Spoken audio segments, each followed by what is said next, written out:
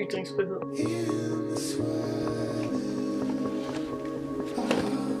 Men hvad er ytringsfrihed egentlig? Det får du at vide i den her dokumentarfilm.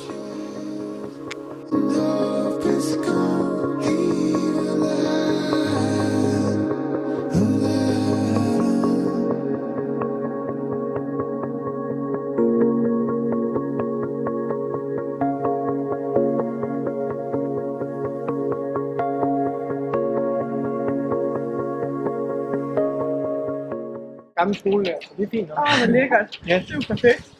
Jeg tager til ytringsfrihed. Ja. Hvad er Ytringsfrihed er, at man kan udtrykke sig frit.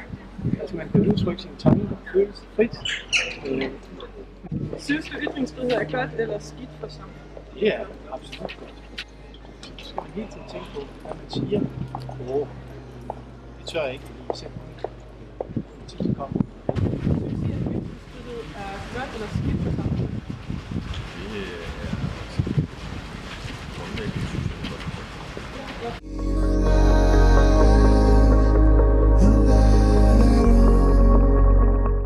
Nu er vi så på vej op til Rådhuset, hvor vi skal have et interview med politikeren Karina.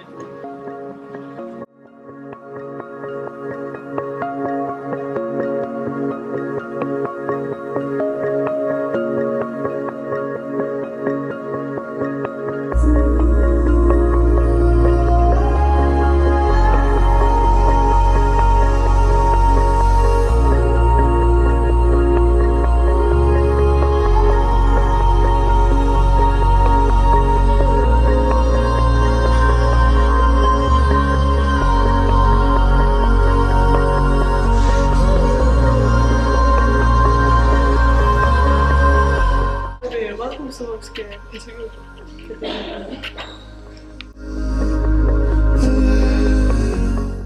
Dit parti de har et ry for at være meget skarpe, har meget skarpe meninger i forbindelse med integration af indvandrere.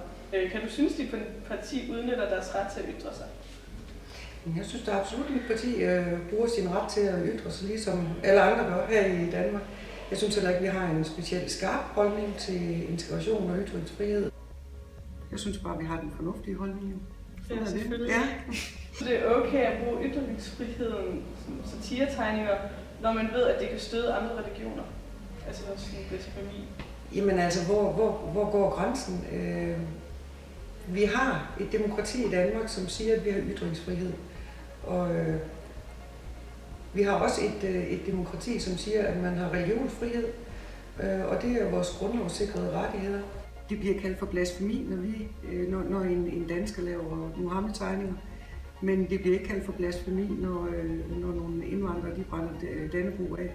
Så det må være lige godt for alle. Jamen altså, racisme det er jo helt klart et begreb, som man bruger, når man ytrer sig om, at mennesker af en eller anden herkomst eller hudfarve er mindre værd eller mindre intelligente på grund af deres hudfarve. Sådan er verden jo ikke. Alle mennesker er lige i mine øjne, og racisme i den form tager jeg dyb afstand fra. Hvornår går din grænse så for ytringsfrihed? Altså grænsen den går, når det er grænser til racisme. Ja. Så er det ikke okay. Nej. Nu står vi så på Frisom Skole og skal til at ind og interviewe Stefan, som er samfundsfags- og dansklærer.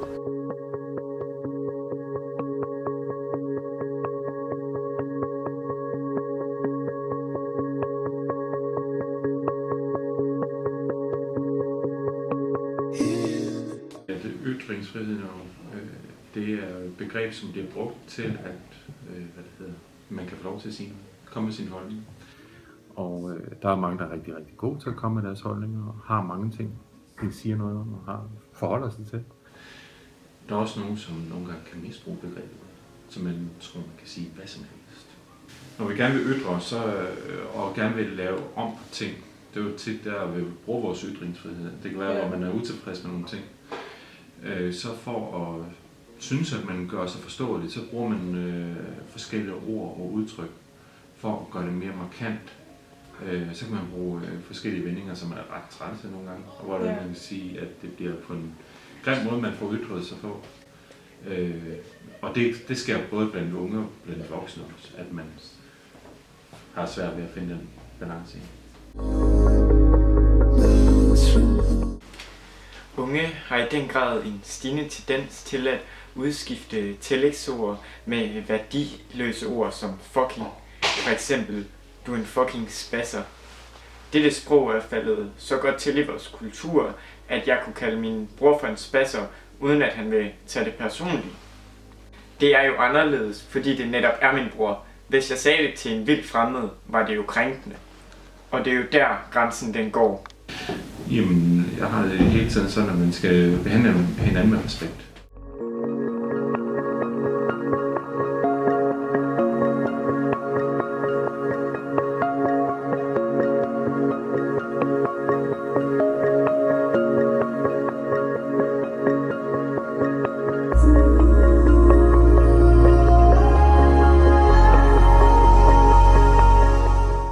Kender I til ytringsfrihed? Ja. Ytringsfrihed er retten til at udtrykke og tale, som man vil. Ja, frit. Ja, at man sådan kan sige sådan sin mening. Synes I, det var at gå over grænsen med Muhammed-tegningerne? Ja, lidt. På hvilken måde? Altså, det er en tegning, og det blev lavet for at Det bare for sjovt, ikke? Så det er måske lidt voldsomt at gå ud og dræbe folk for det, men det var lige om. Kan I mærke, at de sådan i jeres klasse ytrer sig på den måde, at de taler grimt til hinanden? Ja, nogle gange. Ja. Din lyd og sådan noget. Eller dit store pikhoved. Okay. Er I på de sociale medier? Ja. Hvilke? Facebook, Snapchat. Instagram, alt muligt. Ja, det der nye Ask, noget der. Unges ytringer på de sociale medier er blevet meget mere barske. Det er for voldsomt, hvordan det udvikler sig i form af nøgenbilleder og mobning i online-livet.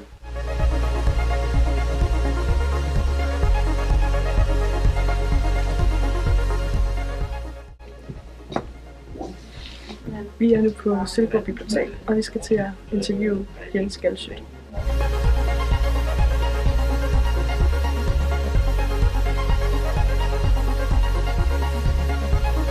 Føler du, at nutidens kunstnere går mere og mere over grænsen med deres kunst? Nej, det synes jeg ikke. Altså, det går an på, hvordan man definerer som kunstner. Jeg synes, at de interesserer sig utroligt lidt for samfundet og bliver inde i kunstmuseerne. De snakker hele tiden om at komme ud, men de ender i virkeligheden derinde. Så jeg synes faktisk, det er lidt meget der kedeligt og meget der forholdsvis for tænkt, synes jeg. Så du synes ikke, det var i orden at lave Mohammed-tegningerne? Altså, for mig skulle vi lave de tegninger, de vil. Det er der sådan set ikke noget problem i. Også at Mohammed, hvis de har lyst til det.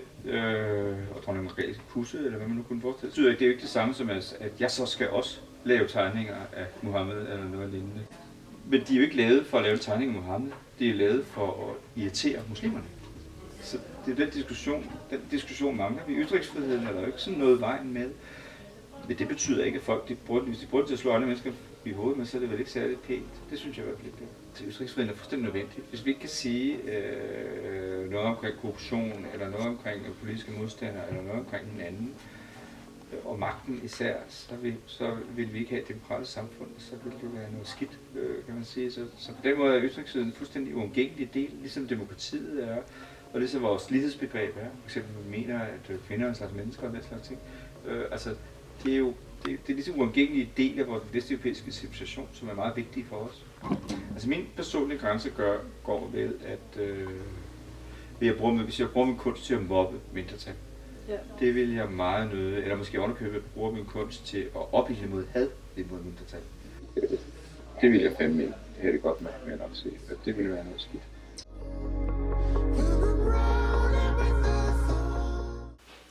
Ytringsfrihed er rigtig godt for samfundet. Uden den vil vi opleve nogle totalitære systemer, som den vi så under Nazi-Tyskland. Vi har siden 1700-tallet haft stor tradition for at ytre os i Danmark.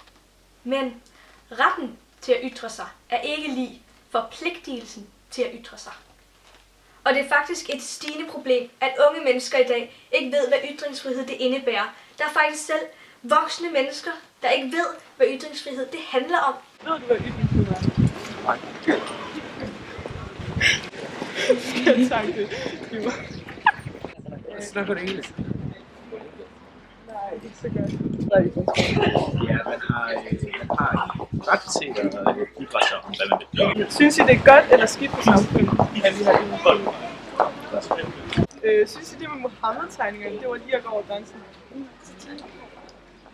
Jeg synes, det var ikke at gå over grænsen. Integration er svært. Folket udnytter deres ytringsfrihed til at udtale sig racistisk. Men vi har en racismeparagraf i forlængelse med ytringsfri-paragrafen, der forbyder racistiske udtalelser. Men den misforstår vi danskere. I FN's erklæring står der, at alle mennesker er født frie og har lige rettigheder. Der står også, at der ikke må gøres forskel på køn, religion, race, hudfarve og politisk opfattelse. Racisme er ikke ytringsfrihed. Og det glemmer vi. Vi danskere, vi glemmer det.